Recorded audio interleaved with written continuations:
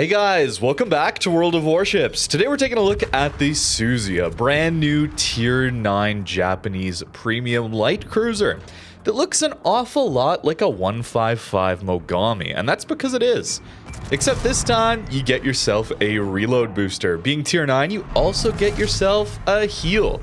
So for anybody who's loved playing Mogami 155 variant and didn't enjoy the new line, the Yodo line, this could be for you.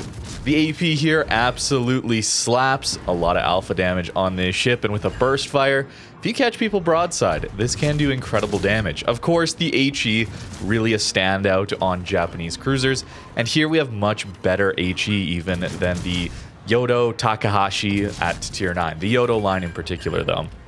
This ship will be available for Admiral packs or gambling only. Unfortunately, much like Valparaiso, we have ourselves a very, very expensive ship at Tier 9 here, 36,950 doubloons.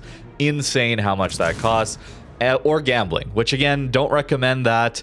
It sucks that we get these interesting ships here available for seemingly a short period of time and then they're gone. And while they are available, it is so expensive. At least it's not gambling. I mean, that feels so pathetic, doesn't it? But that was my complaint over the last year or so. It was only gambling. So at least we're seeing Admiral packs come back for these ships. But just offer us the regular ship without all the useless crap you've added on to nearly double the price. Please, Wargaming. Just give the ship a regular purchase price. I'm not even asking for a discount or free here. Just a regular Tier 9 price, please. But with that said, let's talk a little more about this ship. I had a relatively good time with it. Unfortunately, this ship does still have the problems of a Mogami, being the firing angles are not great, although a little bit improved from Mogami, as well as a vulnerable citadel, and you get overmatched everywhere. This is a Tier 9 cruiser that you will have to be very careful on your positioning. It's reasonably maneuverable, but it's large. It's not a very small ship, so you're going to be taking quite a bit of damage. I found myself often eating massive salvos to overmatch citadels at weird angles. The Citadel is vulnerable, although a little bit smaller. We'll take a look at the armor towards the end of the video, but they did lower the middle part of the Citadel relative to Mogami. Still above water, but they did lower it a bit.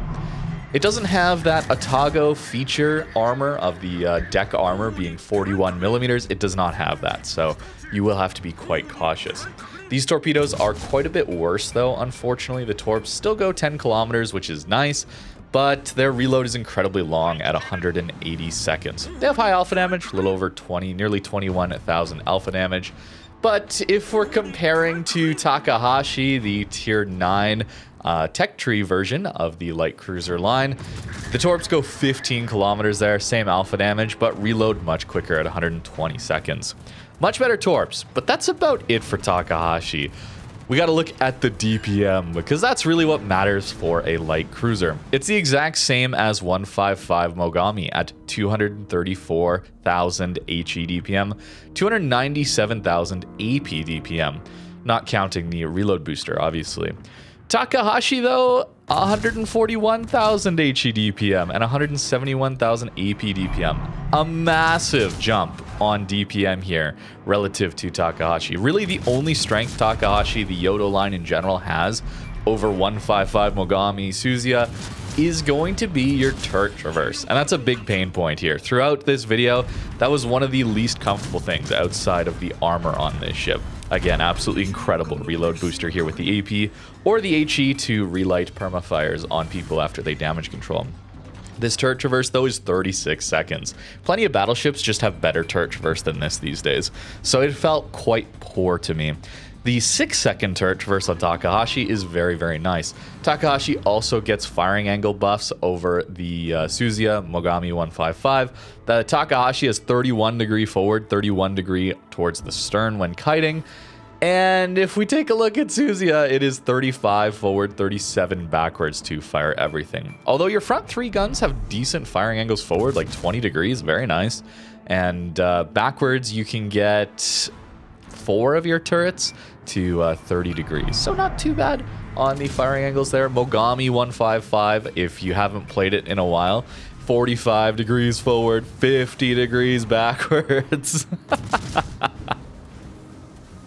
It's honestly been so long since I've played 155 Mogami, I totally forgot the angles were that bad. Very different era of World of Warships in its design, I gotta say. So Suzuya, much more comfortable. And again, this reload booster is very, very fun to use. It will give you that 50% improved reload for 15 seconds. So very, very nice for lighting those fallout fires. And you've already seen the amount of citadels you can get on those light cruisers in particular. This ship has decent AP pen as well as short fuses. So you have the 0.01 second fuse instead of the 0.033 second that is standard for AP in this game. So short fuses helping out your consistency there. No improved pen angles or anything like that, but short fuses are very nice into light cruisers as well as upper belts on battleships like that NC in the early game. Your HE DPM is actually the 5th best out of all tier 9 cruisers, so this is a real good DPM monster ship. You will be struggling against battleships like Colombo Libertad here. Maybe the worst 2 tier 9 battleships to be facing. Libertad in secondary range, Colombo sniping at us with sap. That is terrifying, so let's be a little bit more careful with our HP. Fortunately, again, healing, allowing us to take some damage, take some risks, and come back from it, fortunately. This ship does not have the most HP at 39,000 base HP, so a little bit worse even than Takahashi there with 43,400. So a little more survivable, a little more comfortable firing angles and turret traverse, but you're giving up 5 seconds of reload. Whether or not that's worth it, I don't know. This ship is a little bit less comfortable to play, but the DPM feels so much better. I would personally much prefer to play Suzuya over the Takahashi or Yodo line. I'm not as big a fan of that line. Here, of course, the reload booster giving us a lot of power packed into a short duration, which also is very, very fun to use. Although your rudder shift is a lot better than the Takahashi and Yodo line. 7.1 second rudder on Suzuya is very good. 9.3 on Mogami, 12 on Takahashi. That is brutal.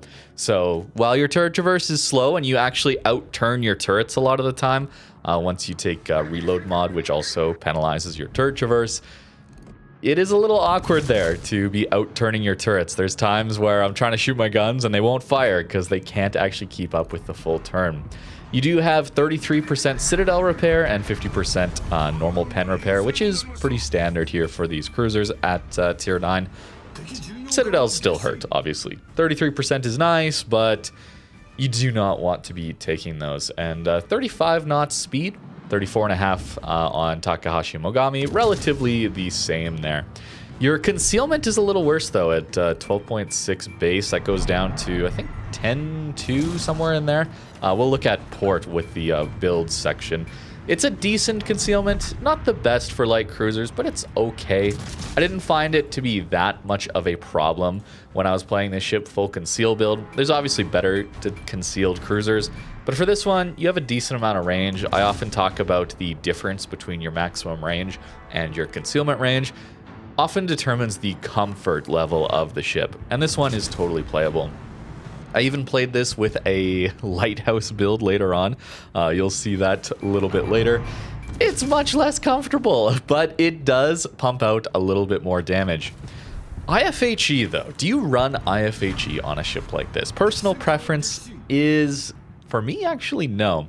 Here, I would have liked to have it, of course, for a Bourgogne. These HE shells pen 31 millimeters without IFHE. If you take it, it gets to 38, which is quite interesting. But it cuts your fire chance in half. And I noticed when I was playing this ship with IFHE, I really was missing out on a lot of fires. You can just see how consistent this ship is at lighting fires on people. It's very, very consistent at getting double fires, the damage control, getting those perma fires, even without using a reload booster. And that's really good into these higher tier battleships because fire damage is percentage based. So the higher their base HP is, the more each fire is going to tick for. It's a really valuable asset. And the other problem with taking IFHE not only is reducing your fire chance, but also that a lot of armor in this game is more than 38 millimeters on these battleships.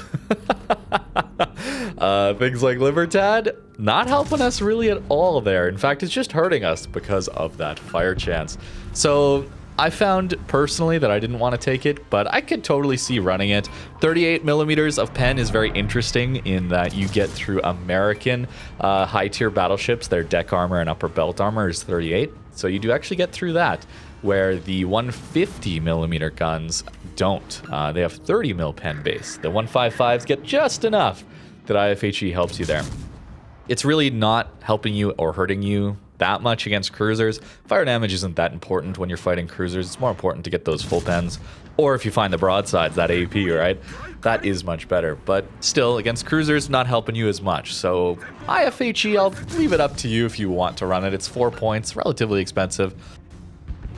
And before I forget, actually, this heal also has a unique heal cooldown. It's got the 40-second heal cooldown. We're seeing that a little bit more as of late. It used to be much more uncommon, only appearing really on that Massachusetts, Ohio, Georgia line. But we're seeing it more. The Guden line has that, as well as now Suzuya, a few others. But that is a nice element of this ship, allowing you to heal back some of that HP more quickly.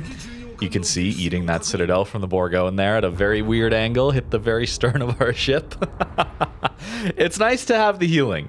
Playing 155 Mogami is difficult these days, tier 8 matchmaker not being the best, and not having a heal, worse firing angles. So Suzuya gives you the opportunity to also fight some pretty rough matchmaker, but at least you get a heal this time and better firing angles. The torpedoes, as mentioned already, are nowhere near as powerful, even as Mogami. It is much harder to use these torpedoes because they just don't reload nearly as quickly. The firing angles on the torps also 75 degrees forward, which is terrible, and 35 degrees backwards, so much more difficult to use these torpedoes. On to our last game here, showing off the Lighthouse build. Trying things like top grade gunner combined with heavy HE, also taking IFHE on this one here, and no concealment, taking rudder prop mod on our upgrades, so really maxing out our maneuverability as well as our potential DPM. A little bit tricky when there's no spotting on this flank. Unfortunately, this isn't a situation like Barbiano where you take up the destroyer slot and then may not have spotting. This is just a bad luck example where there's not a lot of DDs on this flank, so a little bit tricky for us, but using island cover to limit who can actually fire at us, and honestly, taking some pretty big risks here to be firing at this Anal, Tamagi, Los Andes, but it's going to work out for us for the most part. IFHE allowing us to full pen through everywhere on the Amagi, except for his turrets, I guess. You're going to see quite a lot of damage here. And using our reload booster not as follow-up fire damage here to get those permafires, rather using it as pure outright DPM. The reload's fast, man. Get down to 4 seconds. 15 HE shells coming at you. Does a lot of damage. The shells are floaty-ish, but they're not too bad to fire at these ranges. I would not recommend taking range mod, as painful as that might be sometimes in those full up tiers into super ship games. Feeling like you're not in range of anything, I don't think it's really all that useful. Even if you did take it and you could shoot at someone, I think it's going to be very difficult to hit targets at those longer ranges. Even hitting targets at max range without it, very difficult. So I wouldn't recommend that. This build also probably not recommended. I think more concealment is better here, getting into better positions to exploit this reload booster on targets that aren't expecting you or that are using their damage control. I think is going to be better overall than this build. But for those that are good at these light cruisers, I do think the Lighthouse build can net you some more damage overall. It's just a little bit uncomfortable to play, of course. But to be honest with you, I'm just kind of surprised about this premium ship coming out, and that the main line, the tech tree line, the Yodo line that we got, did not look like this. Maybe this is an alternate version, an alternate look at what Wargaming was thinking about for the Japanese light cruiser line and decided against it, maybe thinking they'd be too strong. I don't know. But it's so strange that Takahashi at the same tier as this does not get that reload booster, does not get that fast cooldown on its heal. Also gets fewer heals. This one actually gets 4 base instead of the 3 base on Takahashi. The shells themselves, again, 5-second longer reload, also have lower alpha damage on both the HE and the armor piercing. Slightly worse shell velocity as well on Takahashi. I don't know. It's very weird to me. This ship is very good to play and probably is a lot better than the main line, the tech tree line. It sucks that we're getting these concepts, these interesting ships to play, and the tech tree lines are quite a bit worse. I'm not a huge fan of power creep, obviously, but it's in a weird spot this game where a ship comes out and it's relatively balanced, Blucher perhaps, and everybody calls it disappointing, boring, myself included. And then nobody's hyped for it, and maybe Wargaming takes that as ammunition or fuel to say, okay, our development team needs to focus on very powerful ships and gimmicks to get people interested in playing, buying into these events. I don't know if that's the case, but it sure does feel like that a little bit. And there was that weird period of time when the Takahashi and Yodo line came out where it was just pretty underwhelming. There were other really powerful lines surrounding it. I don't know. I don't know what's going on. It does feel a little bit like a pendulum sometimes, where we swing back and forth between this is not very good and oh my goodness, that is flat out overpowered. I don't think this ship will necessarily fit into that overpowered category. It's much, much more powerful, obviously, than Takahashi. That's no question. But it's still a light cruiser at tier 9 with no armor. It's got some good healing, but the firing angles and a relatively large ship with very poor armor means it will take a lot of damage. And when played correctly, it's going to look very powerful, but it's going to die relatively quickly for people who aren't as accustomed to light cruisers. Myself included. I eat some big hits in these games, and even the ones that I wasn't showing you necessarily. Played against a Vyasma, kind of got locked out of a flank entirely. Ship overmatches me everywhere, man. Yeah, it's a little bit unsure about what we're getting each time out of these new premiums, new tech tree lines. Kind of goes back and forth there. But let me know what you think in the comments down below about this one. If you're interested in getting it. Unfortunately, the monetization really poor on these ships as of late. It has improved slightly from the days of pure gambling only, but it's still just a lot of money. Back to the game though, Los Andes again showcasing IFHE, maybe not the best choice here. I would have much preferred to have the standard fire chance on this one, as Los Andes does not benefit at all. We don't benefit at all from taking IFHE against him, and in fact we only have the downside of that reduced fire chance. Personally, I only really want to take that on ships where I get more value out of the IFHE, and I don't think that's it for this ship. Maybe it's ships with starting at lower base fire chance, and that way the hit to fire chance, that 50% reduction, doesn't feel as bad in absolute terms, just because you're starting from a lower base fire chance anyway, so we can make use of that full penning more battleships easier.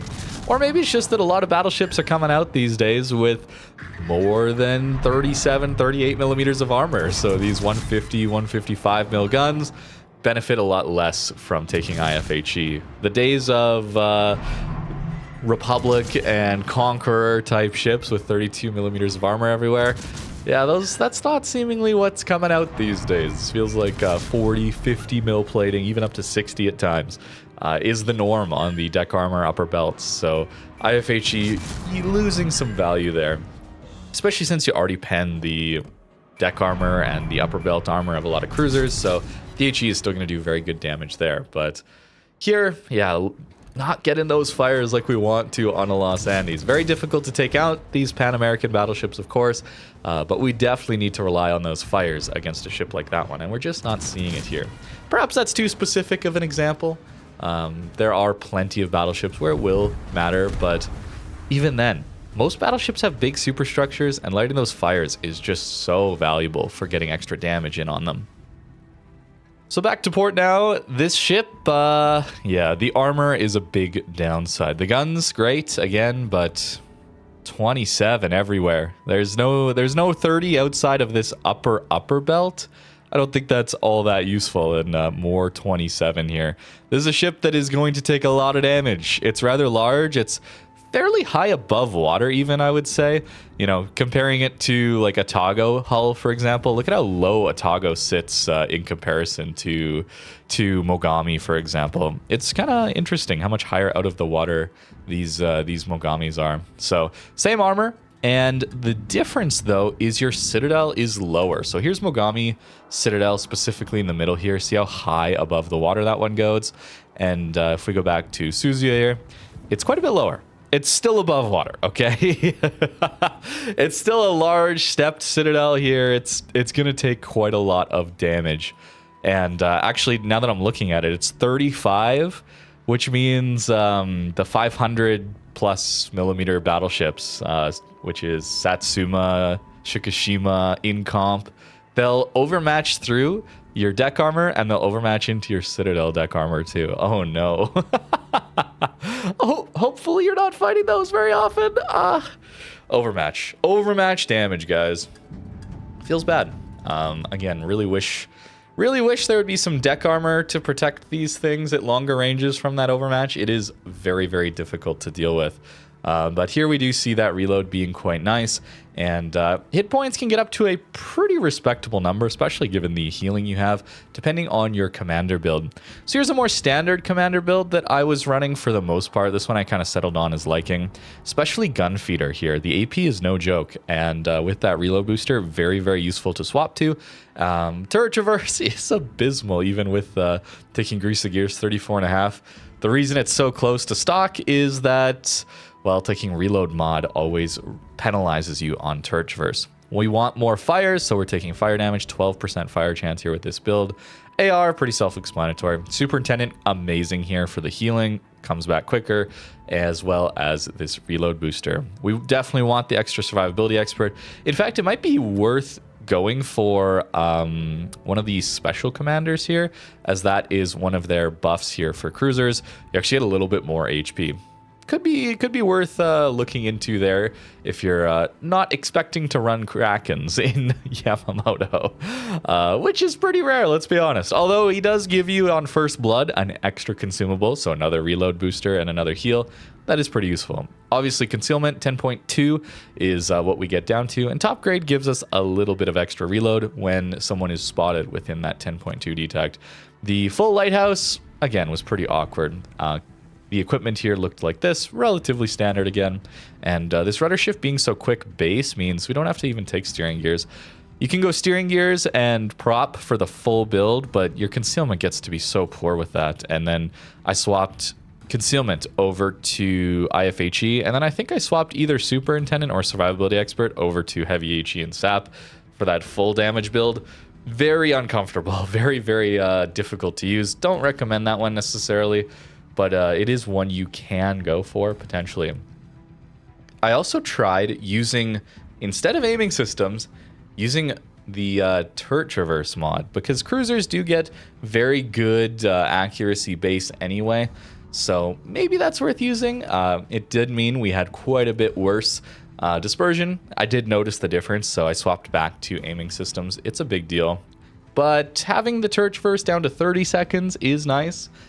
The turret traverse is just so poor here. That is the main... The armor and the turret traverse are going to be my main complaints over this ship, but it's otherwise fairly strong. The guns are very powerful. The torps, long reloads, so really more zoning torps when you get the opportunity, but the key here, the key focus of the ship is definitely going to be these guns, and it's a very interesting look at the 155 Mogami if we saw a line of it as we went to higher tier, and having that reload booster itself is crazy.